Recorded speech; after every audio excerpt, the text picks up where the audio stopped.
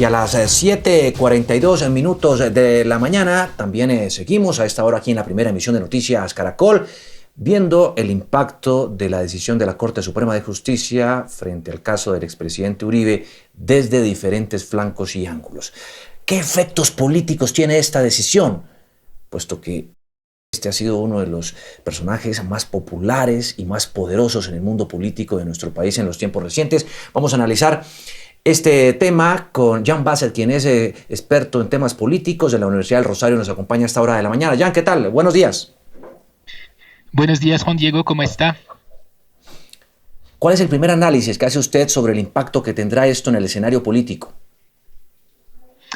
Bueno, pues dado la personalidad de Álvaro Uribe y su importancia, su centralidad en la escena política colombiana, lo que es esperable frente a esta decisión es que va a profundizarse la polarización entre uribismo y antiuribismo en el país, cuando el presidente Duque, con su apertura de la coalición al principio del año, trataba de superar un poco esta disyuntiva. Entonces esto introduce obviamente turbulencias políticas y de pronto dificultades en la gobernabilidad para los próximos meses.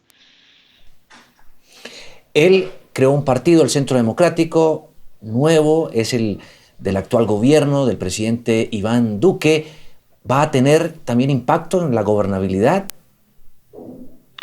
Claro, lo que esperamos es que el Centro Democrático pues va a tener una tendencia a radicalizarse frente a esta situación, a presionar al gobierno y al presidente para pronunciarse a favor de Álvaro Uribe, lo que ya ha hecho, como lo pudimos ver, y eso pues es una cosa complicada porque evidentemente el presidente no puede aparecer tampoco como simplemente un jefe de partido, sino como un jefe de Estado, y esto introduce grandes dificultades y turbulencias para el gobierno. En tiempos recientes es el primer expresidente de Colombia a quien en un proceso judicial se llega hasta este punto. ¿Usted cree que hoy, dadas las circunstancias, y él en calidad de senador podría perder la curul? Es posible, pues por el momento esta curul queda congelada, pero depende entonces si renuncia, en el caso en el cual pues pasaría al siguiente en la lista en su partido, o después entonces habría que esperar una decisión final, porque recordemos, ¿no? Esta decisión de la Corte de ayer es apenas un primer paso y es un proceso judicial complicado que va para largo, y por lo tanto pues hay que esperar a ver qué va a pasar en este sentido, pero es una tendencia muy marcada en América Latina y más allá. Digamos que hay los fueros presidenciales de los expresidentes son cada vez más débiles y cada vez más pues ocurre en muchos países que tienen que responder por diversas acciones después de su paso por la presidencia. Es una tendencia que vemos en muchos países. Usted lo decía, 2 veces presidente, puso en la presidencia a Juan Manuel Santos en su primer periodo y puso en la presidencia a Iván Duque. Fue decisivo. ¿Cómo queda hoy el Estado de Derecho en nuestro país, la división de poderes? Es una prueba para la división de poderes, efectivamente, pero al mismo tiempo es una buena noticia, más allá de lo que pensamos de Álvaro Uribe, porque pues muestra que hay efectivamente una independencia de poderes y que pues no hay nadie por encima de las leyes. También Álvaro Uribe, en todo este proceso largo que viene ahora, va a tener muchas posibilidades de defenderse, muchas instancias, muchas posibilidades de apelar, de recusar, etcétera.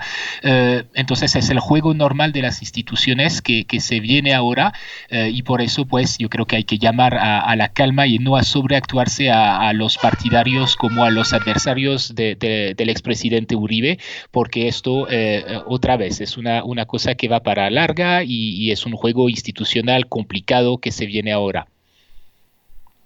Se hizo elegir senador de forma abrumadora, se le atribuye en buena medida el triunfo del no en el plebiscito por la paz y ahora se está proponiendo una Asamblea Nacional Constituyente. ¿Cómo analiza usted eso? Eso me parece una propuesta absolutamente descabellada y irresponsable. Uno no propone una constituyente porque no le gusta una decisión de una alta corte, ¿no?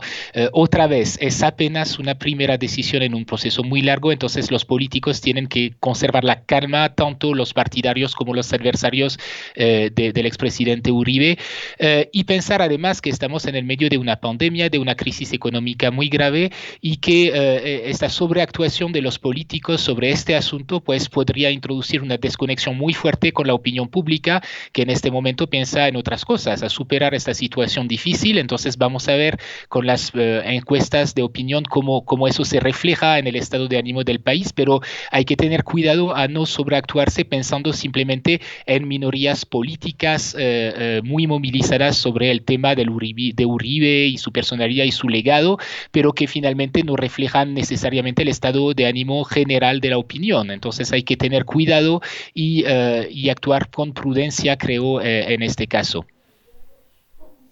Para nadie es un secreto que el expresidente es el mentor del presidente actual Iván Duque y además el que lidera el partido de gobierno. La figura de él, si desaparece por este proceso judicial del escenario, ¿cómo queda la fuerza política que respalda al presidente? Mira, Juan Diego, yo creo que no va a desaparecer del escenario. El hecho de que no esté en el Senado, pues es de menos. Digamos que es una figura central para el partido y para la vida política del país, más que nunca, de hecho, y por lo tanto, pues sigue siendo una referencia para Centro Democrático y no desaparece del panorama por eso, ¿no? Para Uribe estar o no estar en el Senado, yo diría que es lo de menos. Incluso esta decisión de la Corte le vuelve a dar vigencia de cierto modo cuando recientemente pues aparecía un poquito alejado del centro del escenario político. Entonces sobre esto digamos no es un problema inmediato para Centro Democrático. El gobierno Duque depende también de grandes reformas y proyectos que tienen que pasar por el Congreso. Esos, por supuesto, tenían a un inmenso aliado, al expresidente Uribe allí. Sin él, ¿el gobierno tiene asegurado todo lo que se propone? Pues mira, Juan Diego, en los 2 primeros años del gobierno, cuando Centro Democrático presionaba, por ejemplo, para cambiar los acuerdos, para reformar la JEP, al presidente le fue mal, digamos, en su agenda legislativa, porque pues este programa y este empuje de Centro Democrático hacia una posición radical sobre esos temas dificultaba la gobernabilidad del presidente y dificultaba la posibilidad de mantener una coalición amplia que pudiera justamente respaldar su programa de gobierno. Entonces, desde ese punto de vista, digamos que se complica la agenda del presidente, no tanto porque se debilita Centro Democrático, sino al contrario, porque Centro Democrático lo empuja en esta circunstancia a una posición más radical y de pronto a reintroducir turbulencias en su coalición en un momento en que el gobierno pues tiene que tomar medidas que no tienen nada que ver, digamos, con el enfrentamiento entre uribismo y antiuribismo, sino con tratar de resolver la crisis económica en la que vivimos y el tema de la pandemia. Por lo tanto, pues ahí está la dificultad, ¿no?